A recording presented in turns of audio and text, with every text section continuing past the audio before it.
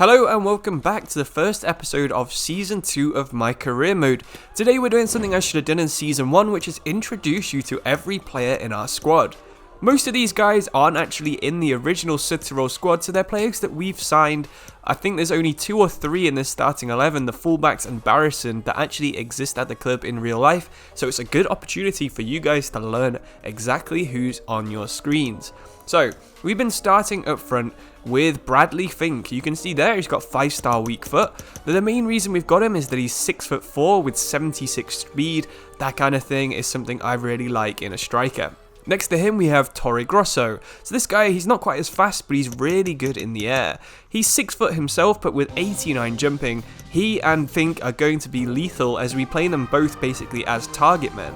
We have Sturaro and Braunoda as the 2 players in front of the back 4.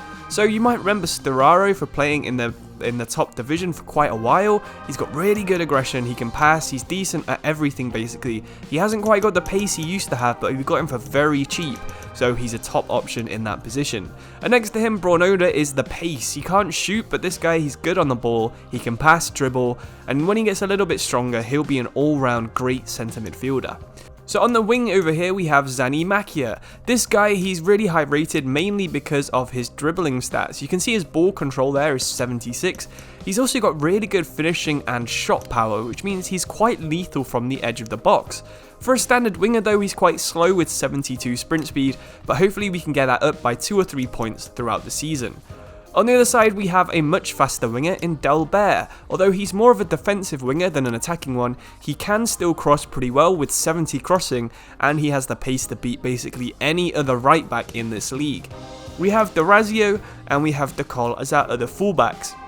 These guys are fairly standard. They're both quite tall. This guy's 6 foot and this guy is 6'1", so they're fairly tall for fullbacks. They win quite a lot in the air and they're both got a decent amount of pace. We didn't seem to need to change them, so we haven't. And then we have Barrison and we have Angar on front of our goalkeeper. So we signed Angar in the January transfer window for very cheap from a Saudi Arabian club, but he's got good weak foot, which is good because we have no other left-footed centre backs. He's got a good amount of pace and he's more strength than Barrison, but Barrison is actually one of the best defenders in the entire league. And then in goal we have Maniero. So Coretta was our best player last year, but he's gone down by about 4 ratings over the summer transfer window. We've signed Lanzini to be a backup centre-back. He's got a decent amount of pace and strength. Amakora here is an all-rounder. Kaufman is a youth player. He's not really that great on the ball, to be honest, so we'll probably sell him pretty soon. We've got Mosa, of course, is the striker and also right winger. He's got a lot of pace. He's fairly tall as well, 5'9". He's a good winger and he's decent at dribbling. He can cross and he's got some good curve and ball control. The rest of the team is made up basically of players we're never really going to use. A backup left back, a backup right back, some wingers that have a decent amount of pace but not much else. And that's basically the sum of our entire squad. So here's some of our pre-season highlights, including a game against FC Cologne. Fink playing up front was pretty good all around. I thought Fabio Grosso was more impressive, but you would expect that. He's got a higher rating and he's a little bit better of a player. Our goalkeeping replacement for Mantle, he's not quite as good. You can tell this with some of the saves he makes, but his kicking is actually a lot better. Overall, pre-season went pretty well. We got a 0-0 against FC Cologne, and then we managed to get 2 wins from our other matches. But all of a sudden, it was time for our first match of the season. We were playing Brescia just towards the end of August. We didn't have too much time to make signings if this went poorly, so we had to get off to a good start. Season 2 began under the lights. Everything was getting wiped from the crossbar to the cameras to the pitch. The city was absolutely buzzing. They knew that maybe this could be a playoff season. We got a better squad now, we got better players in almost every single position, and we'd finally figured out the tactics that we wanted to use. Being a bit more direct hopefully could pay off against some of the smaller and slower teams in the Serie B. So here it is, the first game of the season, Sudtirol versus Brescia. The first action would come after half an hour, when our star player on loan would get a nice driven cross, but unfortunately no one was quite there to meet it. Fabio Grosso and Acampora would link up well, with Fabio Grosso having his first shot of his Sudtirol career. Brescia are one of the better teams in the league this season. I know I say that about every single team, but they do still have some of their Serie A talents. One of the players that was really good was Indoz. You can see him playing on the left wing, but Bissoli forced a really good save from Maniero, our new goalkeeper, in the left. Fontana, a youth academy player, came on at half time just because Dolbert decided to move back to left back instead of left midfield. It was Storaro and Fabio Grosso that would link up well. Another good shot from Fabio Grosso. He's got a lot better finishing from outside the box, so we can expect we're going to try quite a lot of shots from that kind of range from the rest of the season. But it was Zani Makia who would have the next chance. His curled effort would go all the way across to Dolbert, but unfortunately his shot was even worse and just went straight off the pitch. With 70 minutes gone, Brescia really hadn't done too much threatening of our goal.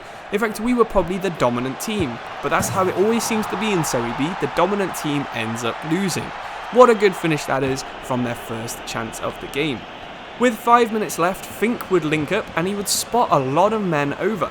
Coretta just came off the bench and Zani Makia would get the ball out wide.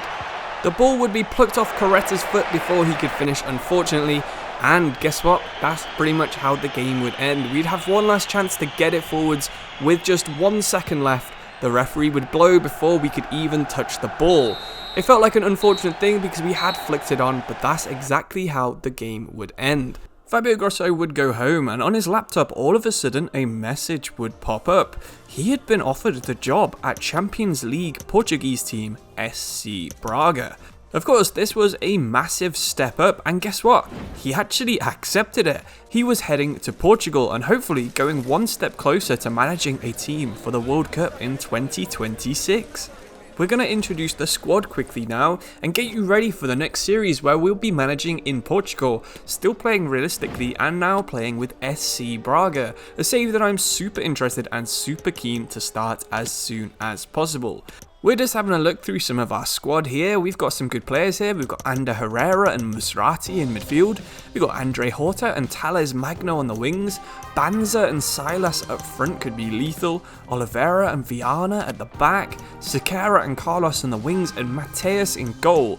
As well as a ton of really good potential youth players here like Gonçalves and Abro and Ferreira. This squad is absolutely stacked, and I think it could be a super fun career mode, seeing if we can overtake the big three and become the best team in Portugal. Hopefully you enjoyed this kind of idea. Let me know in the comments any players that you want me to sign, and we'll have a look if we can get them quickly.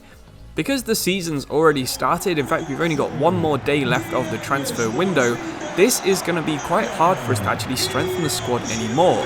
I'm going to do full commentary on the match that you can see in the background at the start of the next episode, so maybe this is kind of like a little preview for that. But yeah, I super enjoyed this. I've already played 3/4 of the season and it's been so fun, so much more fun than Serie B was, although I do still recommend you give Sudtirol a try. I don't think you guys were really enjoying the save, and I know that I was starting to get a little bit bored of that kind of idea, so it's always good for us to move club, and it also does kind of help us with our end goal of trying to get a good team for the World Cup in 2026.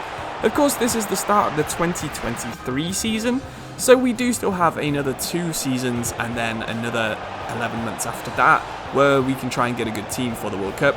But, you know, it's going to be fun. Hopefully you enjoy the save. Hopefully we can get some good goals, some good youth players, and have a memorable time. So yeah, like I said, if you've got any suggestions for Portuguese players you want me to sign, we're not going to do any really strict rules in this one. I'm going to try and keep it as Portuguese as possible. But, you know, I'm not going to be strict like I was with Sudtirol. Just let me know in the comments below. And hopefully, yeah, you'll come back for that episode, which I'm going to try and get out for tomorrow. So hopefully you enjoyed that too. Thank you all for watching. I'll see you soon for another video. Thank you, and goodbye.